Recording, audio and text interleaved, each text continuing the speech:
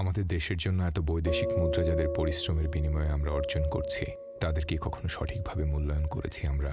কখনো কি তাদের ধন্যবাদ দেওয়া হয়েছে? দেশ থেকে, দূরে থেকে, পরিবার ও প্রিয়জন ছেড়ে কিভাবে কাটছে তাদের দিনরাত, কিভাবে আছেন তারা, আমরা কি তার খবর রাখি? হ্যাঁ ভাই, প্রবাস জীবন কষ্টের। এভাবেই তাদের না বলা কথাগুলো চাপা পড়ে যায় তাদের দীর্ঘশ্বাসের মাঝে। তাই তাদের না বলা যত কথা, তাদের চাপা কষ্ট, তাদের ক্ষোভ ভাগাভাগি করার জন্য প্রাণগুঁড়ো মশলার ছোট্ট একটি উদ্যোগ। যখন কাজ ওই ইস্তটা দিতে লাগে তখন মনে করেন প্রাইমারি কাজ ঢুকে যায়, ঠিক আছে? মানে ছোট ছোট কাঠার মতো তো ওই হাতের ভিতরে ঢুকে যায়।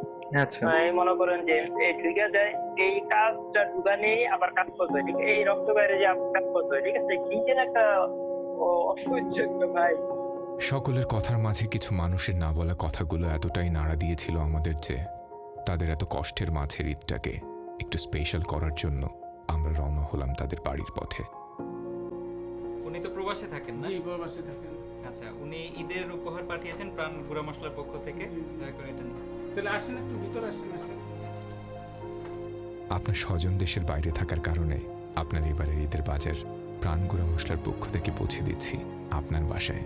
10 বছর চলে বিদেশ, মিন্স তো করি। আর প্রিয় খাবার পাটের শাক ভাজি আর বাইং মাছের বোনা। ছেলে যে বাইরে গেছে এজন্য সহজে খাই না ওই জিনিসটা, কারণ ছেলে কাছে নাই, ওই জিনিসটা তো দেখলে আরো বেশি কষ্ট হয়। হ্যাঁ, ছেলের জন্য সারা দেশের মানুষের জন্য দোয়া করি। ওখান থেকে আমাদের ম্যারেজটা সম্পূর্ণ হয়েছে আর কি, ফোনের মাধ্যমে। তো এখন পর্যন্ত 2 বছর হয়ে গেল, এখন উনি আসতে পারেনি।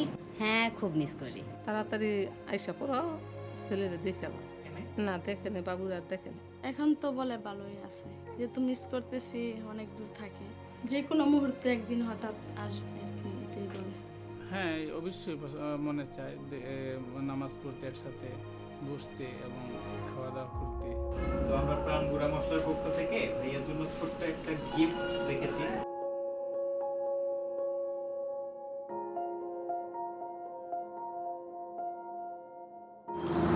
ভাই, আমরা আপনার পরিবারের পক্ষ থেকে কিছু একটা সামান্য গিফট আপনার জন্য নিয়ে এসেছি।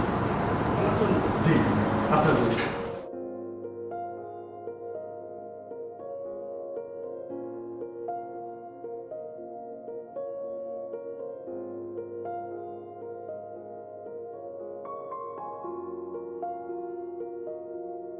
এই ঈদে প্রবাসীদের মাঝে একটু খুশি বিলিয়ে দিতে পেরে আমরাও কৃতজ্ঞ বোধ করছি।